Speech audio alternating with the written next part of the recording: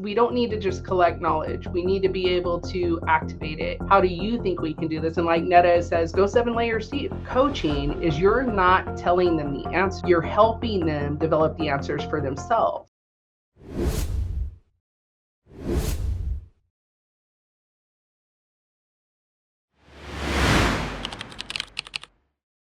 Welcome to Rise Up For You TV. I'm your host, Lauren Sweeney, Vice President at Rise Up For You. We're excited that you have joined us. This is our special coaching edition. And today we bring you another expert, another one of our certified coaches and trainers in our soft skills methodology. We're excited to bring you experts on this special coaching edition so that you can learn whether you're an entrepreneur, a leader in an organization, or an executive wanting to craft your skills, because coaching is a very vital skill to really move the needle with clients and leaders alike. If you haven't already, I just want to remind you to take our Power Up assessment. This is a game changer for you and your team. It's absolutely free, and all you need to do is go to powerup.riseupforyou.com and you can get instant results on over 20 different areas that we look at related to our Power Up method. Well, let's dive into our episode today. Today we have the HR head for Kern Energy and one of our coaches and certified trainers, Cherie Lucas. Cherie, welcome to the podcast. Hi, Lauren. Thanks for having me. I'm excited. You're so welcome. Well, you come to us with a lot of background in professional development, coaching and training. I know that you've done other certifications with different organizations. And then, of course, you use coaching and training in your daily professional life as an HR executive. And I would love to know, why do you feel like coaching is such a valuable skill? Well, like I said, thanks for having me here. Coaching, I think, is important because we don't need to just collect knowledge. We need to be able to activate it. And for me personally, I've been a collector of knowledge for a long time, always waiting to be good enough to share it and empower people with it and things. I had the answers, but wasn't necessarily confident enough to really employ it. And so the certification just helps give some extra confidence to really activate it in the organization, to empower the biggest, most important part of our organizations, which is our people, to make really that strategic impact throughout the organization that they need to make. Yeah, absolutely. The people are really the heart of the business. And yeah, absolutely.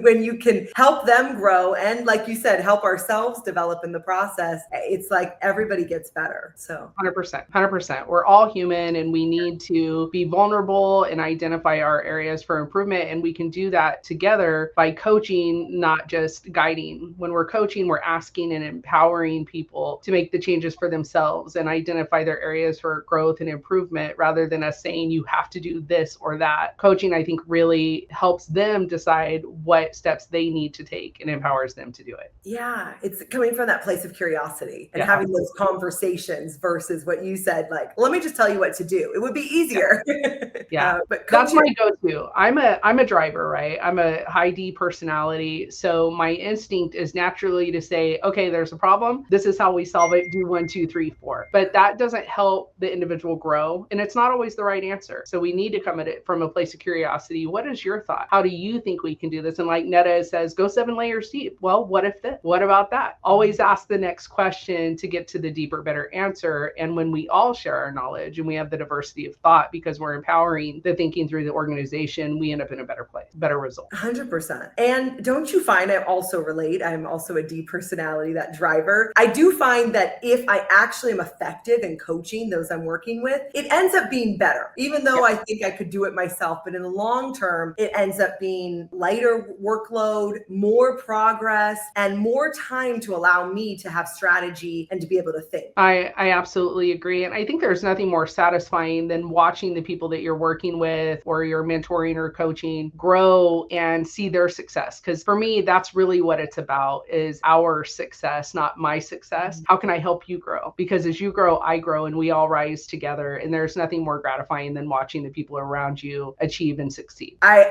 agree 100%. I love that. Well, let's dive in if it's okay with you. I have 2 coaching scenarios for you. And tell me, what would you give in terms of experiential knowledge and around these scenarios? So Okay. the first one, this one comes to us from Jasmine. And Jasmine is a director who's been exceeding targets for years. So she's also a high achiever, but now she's really feeling completely defeated, depleted. She's experiencing burnout, but she's afraid to slow down because she doesn't want to negate all the progress that she's made or the momentum. She's also afraid that maybe it would appear weak if she actually shared that she is experiencing burnout. What would be some strategies that you could coach leaders like Jasmine around to recover without compromising performance or credibility? Yeah, so Jasmine's somebody I can really, really relate to. And a lot of times as high performers, we begin letting our achievements and our success become our identity. And so it's about what we achieve, what we've done, what we can bring. And we sometimes can lose our value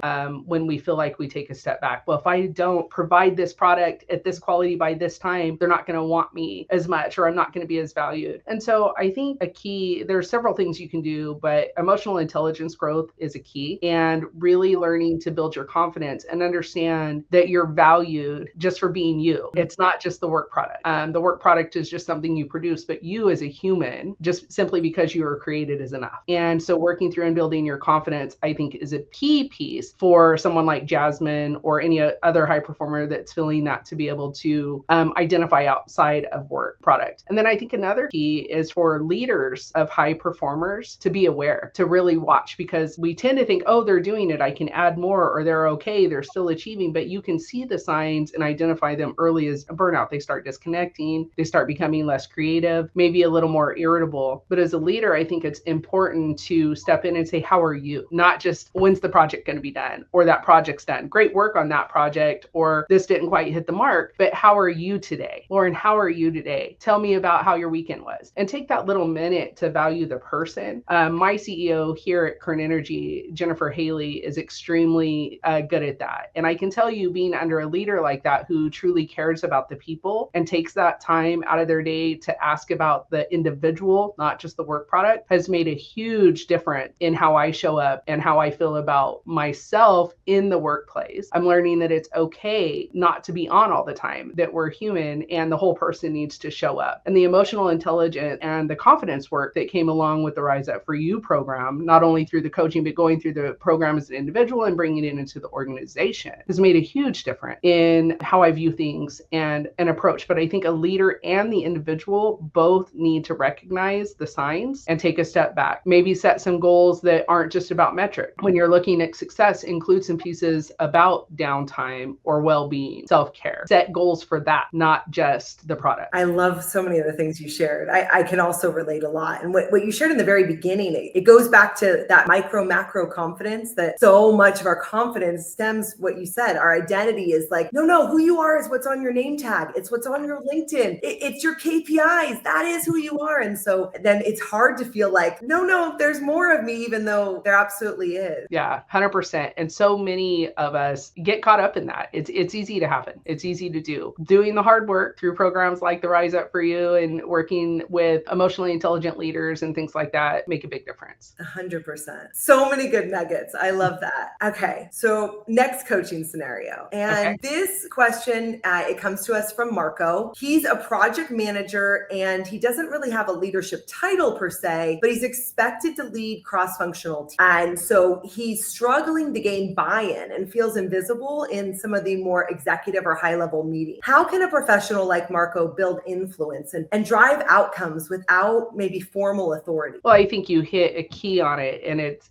influence. Because when you lack positional authority, so you're not going to have the respect just because of your title, influence becomes extremely important. And I think some keys to gaining influence is to start with coming in from a place of curiosity when you're working from the team. Get them to buy into the vision and the why behind what you're doing. And so instead of coming into the group and saying, hey, we have to do 1, 2, 3, 4, you come in and you say, this is what we want to achieve. This is why we want to achieve it. How do you think we get there? And so by empowering the people on the teams and gaining their buy-in, you own the project together, and now you're influencing through just really caring. You're driving still, but you're doing it together with them behind you. And it's the key. Influence is the only way you can do it without the positional authority. And you do that by really getting the buy-in, the why, and encouraging them to have an ownership piece in what you're trying to achieve. Yeah, I love what you shared. It's like, how do we get the context to lead in the front? What is the purpose of this? Why Why are we doing this? Get the buy-in from that position. And then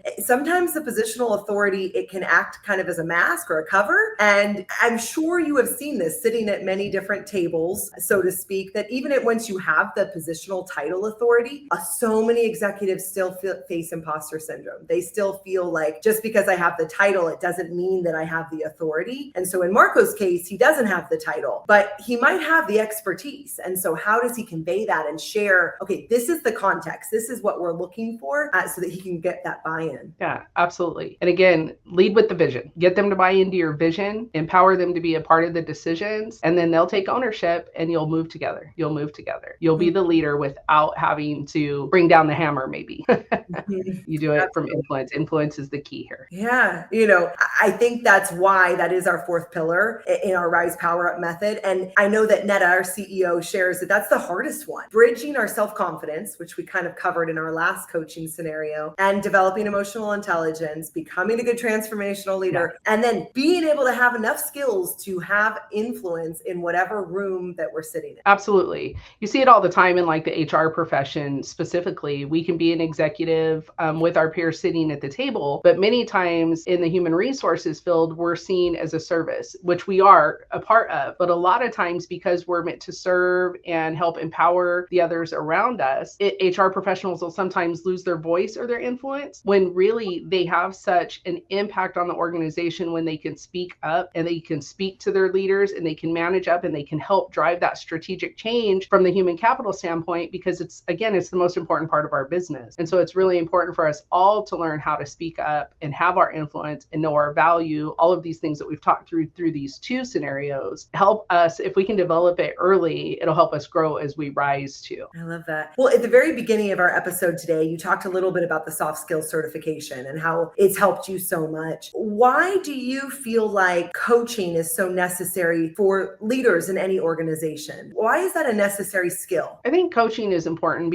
I touched on it a little bit earlier. A lot of times as leaders, we want to just say, get this done. This is how you do it. But at the end of the day, what do the people do when we're not there? We need to develop leaders in our organization who can think and who are empowered to make decisions and drive the company to the next iteration of what it's going to be and keep moving success forward. And you do that by empowering. And that's what's so nice about coaching is you're not telling them the answer. You're helping them develop the answers for themselves, which helps develop critical thinking skills. It helps them see the broader organization personally and in the work product. But again, we're there to develop leaders, and coaching rather than managing or directing the answer is key, because we're making them a part of what the solution is. We're hearing what they want and what they think success is, and then we're empowering them to identify the steps they need to take to move forward. Yeah, absolutely. Such a good distinction between coaching, telling people what to do, and how it benefits you so much when you're not in the room. To your point, if you're always telling people what to do, then they're going to rely on that. And so when you're able to help empower them and help them kind of close that gap,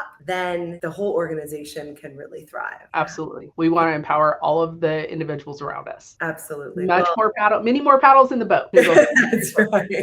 That's right. Yeah. Many hands makes lighter work. Fantastic. Well, Cherie, we really appreciate you being on today. Thank you for sharing your expertise with us, for taking time out of your schedule. And we look forward to seeing you. I know you're coming back. Ricardo Charity's coming back to our coaching certification as well, and getting the gang back together, so to speak, because the professional development of being in that kind of space is so valuable. So we really value you, Cherie. Thank you so much for the opportunity. I really enjoyed this, and I am absolutely looking forward to coming back to the certification program in December. It's going to be a great time. Absolutely. Well, that was a fantastic episode. So many good nuggets. All of these coaching scenarios have been, I hope, so helpful for you who's watching us or listening to us. And if you're listening, you're thinking, I want to join them. I want to be in the next coaching certification. We would love to have you. Please go to riseupforyou.com, click on Get Certified, and you can learn more. I'm Lauren Sweeney. It's been the absolute pleasure to host this special coaching edition on Rise Up For You TV, and we will see you soon.